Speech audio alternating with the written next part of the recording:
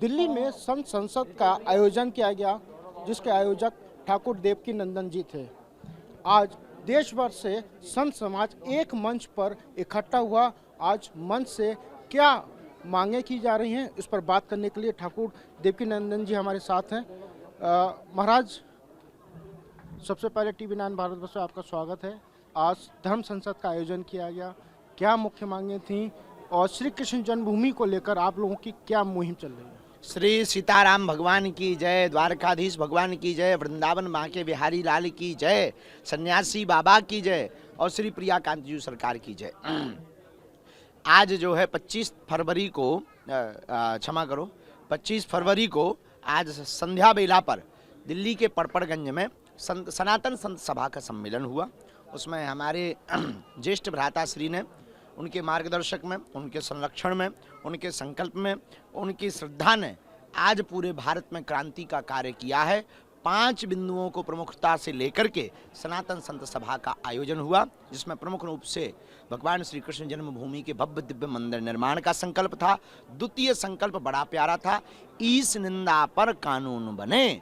जो सनातन के विरोध में रामचरितमानस को, मंदिरों को, साधु संतों को गंदा बोलते हैं, दुर्व्यवहार करते हैं, गलत कृत्य करते हैं, ऐसे लोगों के खिलाफ कठोर कार्रवाई के लिए कानून प्रस्ताव पारित हो, यह दूसरा दृढ़ संकल्प था।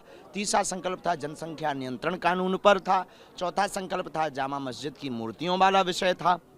और 5वां संकल्प जो है गंदे चित्र दिखाने वाली वेब सीरीज पर रोक लगे। इन 5 प्रमुख बिंदुओं को लेकर के आज पड़पड़गंज दिल्ली में सनातन संत सभा का आयोजन हुआ। हम भी रामलला का दर्शन करके आए कृष्ण जन्मभूमि के लिए। त्रेता से हम द्वापर की तैयारी में हैं। राम राज्य की स्थिति भारत में निर्मित हो रही है।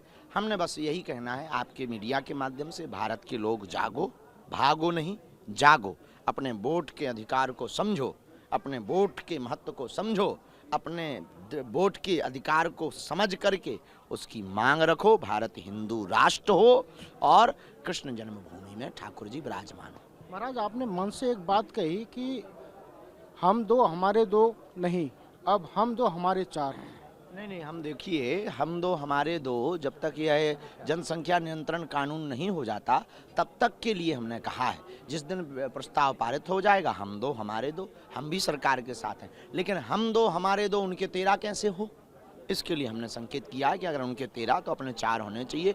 एक भारतीय आर्मी के लिए जाना चाहिए, एक सनातन संस्कृति के संरक्षण के लिए फेंटा बांध के बाहर निकालना चाहिए। अपने अपने बच्चों को घर से बाहर निकालो। देखो, पूर्व समय में चोटी काट करके टोपी पहनाई गई, कश्मीरी पंडितों को भगाया गया। वर्तमान समय में ऐसा तो नहीं हो रहा, पर माताओं ने बिंदी छोड़ दी, सिंदूर लगाना कम कर दिया है, धोती कुर्ता पहनना, वह सनातन संस्कृति के संस्कारों को पुरुषों ने रखना बंद कर दिया। परिणामतः हिंदू संगठित नहीं हो रहा, हिंदू सोता चला जा रहा है और विधर्मी और विदेशी ताकतें जागती हुई हमारे सनातन धर्म के युवान बच्चों के मन मस्तिष्क को बिगाड़ रहे हैं। बस इसी उद्देश्य के लिए हम सब साधु महात्मा घूम रहे हैं। बागेश्वर पीठ इसीलिए घूम रही है कि सब जागें। हमारे विवेकानंद जी का सूत्र था, उठो और जागो। सरकार से क्या उम्मीद है आप लोग रख रहे हैं? क्योंकि देखिए, राम मंदिर मुद्दा था, वो अब मुद्दा खत्म हो चुका है। भगवान श्री राम प्राण प्रतिष्ठा हो चुकी है। अब सरकार से क्या उम्मीद है? देखिए, जनता ही जनार्दन है, जनता ही सरकार है।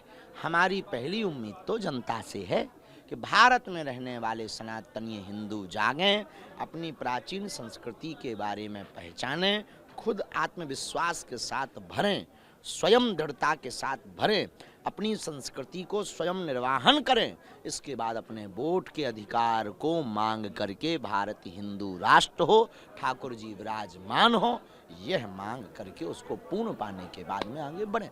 सरकार तो देखो, हमारी बालाजी सरकार से यही प्रार्थना।